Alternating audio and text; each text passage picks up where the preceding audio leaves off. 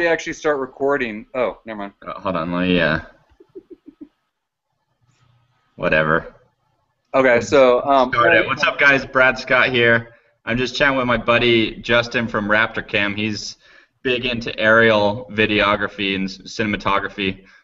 He's got octocopters and single rotor helicopters, remote control stuff. So figured it'd be cool for you guys to chime in on our conversation. We're just hanging out. So yeah, just join in. all right, so me and you were talking about helicopters, and you were interested in doing something that was better than a Phantom. Yeah. And I did talk to my pilot and stuff like that, and depending on what route you want to go, if you strictly wanted to do just GoPro, Yeah. he was saying the best route to do is to do the DJI Phantom 2 with the Zen Muse 3-axis. Yeah.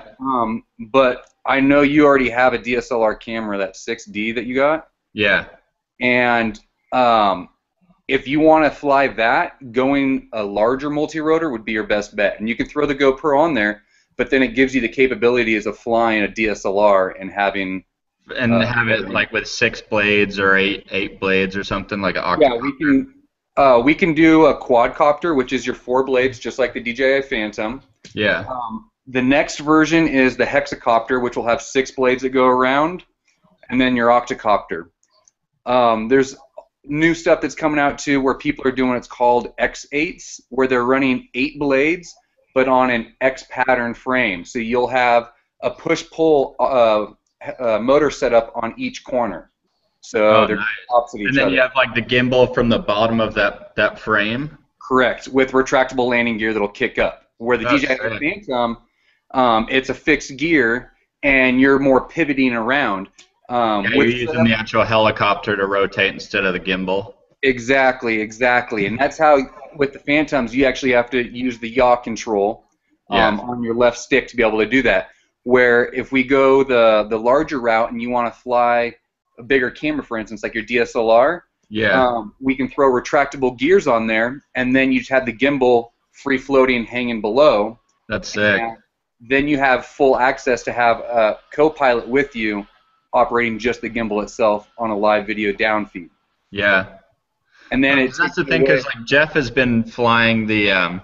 I just tried flying it the other day, and it was actually pretty easy to fly. I was stoked on it, but I was thinking like Jeff could just be the pilot, and then I could get all the camera angles I wanted, because he's kind of, I don't know, he's just more interested in flying the thing, and then I want to be the one controlling exactly what the camera is seeing, you know? Exactly, capturing the shots. And that's the hard part with the Phantom is it's more of a one-person job. Yeah. You know, where you can get good shots, but you're not going to get the dynamic and the wraparounds and the good shots that you can get with having a 2-person crew.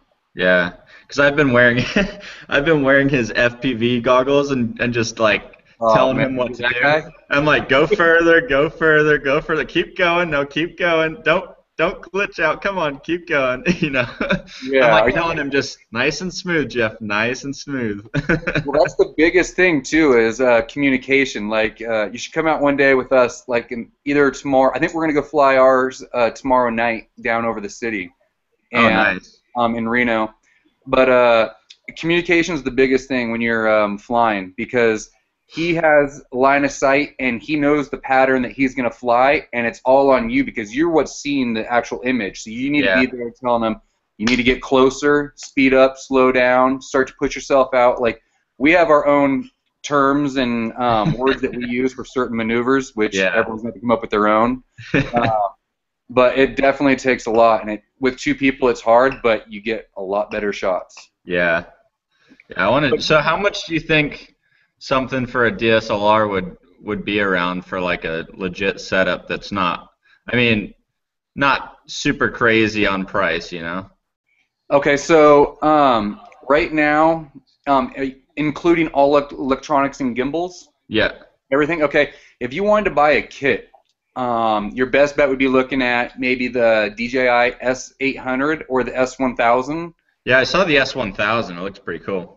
Yep. The thing with the S1000 though is it's ready to go out of the box. You're looking at spending around $6,500 with gimbal.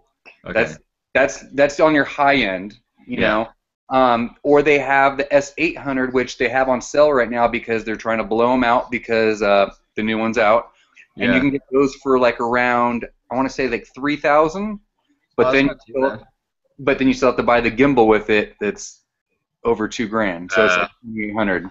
So So, it's but still like, yeah. yeah, they do a package deal which drops it down to about 5,500. But luckily for you, I make custom helicopters. Yeah, buddy. So, we could get one with everything ready to roll. We could probably do it for around $2,000. The thing that everyone likes about the Phantom is you have it's just super stable. It's Yeah. really stable. Anyone can fly it. But what most people don't know is when you build a custom one, we can take the same electronics and the flight controllers that they use in those, Yeah. and we install them in on that. So it's user friendly, just like the Phantom is. Just we'll have bigger motors on it to handle bigger stuff. Sick. And you can That's throw, what I'm talking about.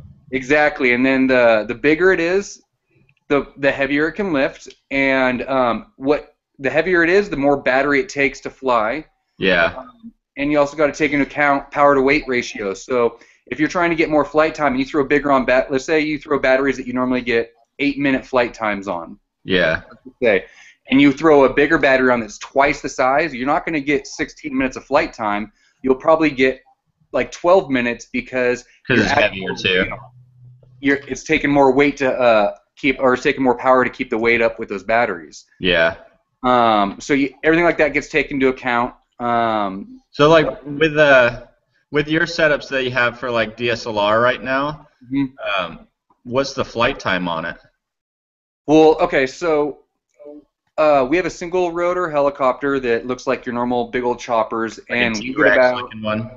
Yeah, and we get about 8-minute flight time with that, but we're carrying also about 30 pounds of weight below it with cinema cameras and stuff like that. Like the Red Epics and all that stuff. Red Epic, FS700s. If we flew a DSLR under it, we'd probably get like a solid 12 minutes, 13 minutes out of it. Nice. And that's out of the larger heli. If we fly our octocopter drones, we get about a 10-minute flight time with it, with 8 to 10 minutes with the FS700, and with the DSLR, we'll probably get about 12, 13 minutes on it. Sick. But we can also throw on, we haven't ran it with bigger batteries, and I think if we wanted to really push it, we could probably get a 15-minute flight time on it. Nice. Which is good for the larger helis and stuff like that. Yeah, that's pretty good, because I think the Phantoms go, I don't know, kind of depends. But They go, we have a buddy that just bought one right now, the new Phantom 2 with the ZenMuse 3D, or 3-axis HD, and he's running it for about 14, 15 minutes. Well, okay. And that's awesome. The only thing is you're flying a like 2-ounce camera. Yeah. You know? And that's the thing. Yeah, what was that? If you want the DSLR cameras, it's definitely adding a lot of weight. Yeah, you're adding a few pounds, you know, like 2-3 pounds on the body, and then depending on what size lens you go, you know. Yeah.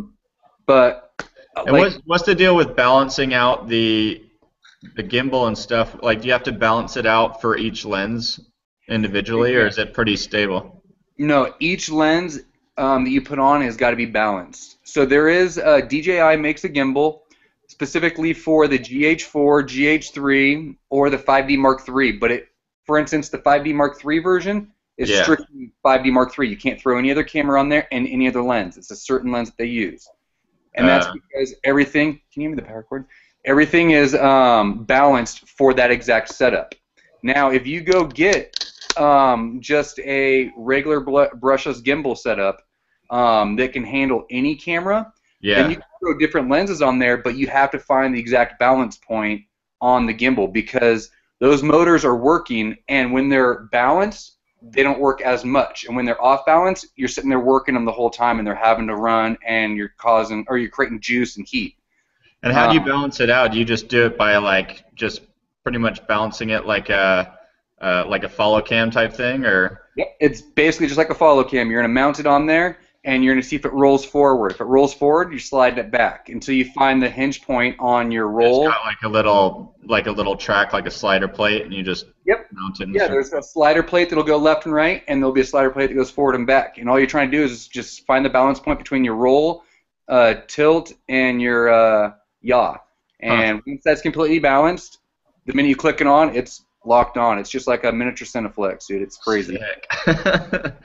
Yeah, Yeah, you should dude. start When I doing get back to Tahoe, we gotta do some stuff. We'll film some tutorials or something. Yeah, for sure. When are you going to be back up next? Probably, I don't know. I was thinking maybe like Monday or Tuesday or something. I'm Monday or gonna Tuesday. stay Okay, up yeah, here I'll for be a few back. days. I should be You'll be back back? from our shoot on Crater Lake. Oh, cool. Crater Yeah, Lake's fun. I like it out there. haven't been there yet. Just got a call to Last do it time I now. went there, I was probably 14 or 15, but it was like really creepy and eerie looking. It's super cool. It's even better. Yeah, yeah, it's a cool lake. Yeah, so if you guys are interested, you should definitely talk to Jeff, and we can custom build a octocopter with whatever you guys want. I feel like if you're gonna go smaller, just get yourself a Phantom. But if you want to be able to fly that DSLR you got and get some real footage with the big boys, Yeah, step up your game. yeah. Do you guys offer like custom built copters on your site? We don't, Not yet. and really no one will do those because a lot of the times we're doing a lot of stuff that we've done through trial and error to Yeah. make sure we have the right footage, and there's competition out there, so we don't like to share. But Yeah. there is plenty of companies that Sorry, guys. No bro deal for you guys. But, yeah. Well, maybe if you call and drop your name. yeah. Yeah. But yeah, there's definitely stuff Yeah. out there, and if someone's interested, we can make something happen. Nice. Well, that's cool, man. So throw out your site just so these guys could check out your stuff. Okay, yeah, my website is theraptorcam.com. Can you Awesome. hear me? Yep. Yeah, Hello? I gotcha. Yeah, I can hear you. Okay, cool. And yeah, you can check us out there or even on facebook.com/theraptorcam. We do most of the Red Bull aerials as well as the action sports scenes. And we're now getting into movies and commercials and all the good stuff. So always new Awesome. content and the best content. Yeah, buddy. All right, dude, it's good talking to you, man. You Hit too, me up when you Justin. get back in town and let's build a heli. Yeah, sounds good, buddy. All right, I'll take call care. you on like Tuesday or something. Cool, for sure. All right, man. Later. Later.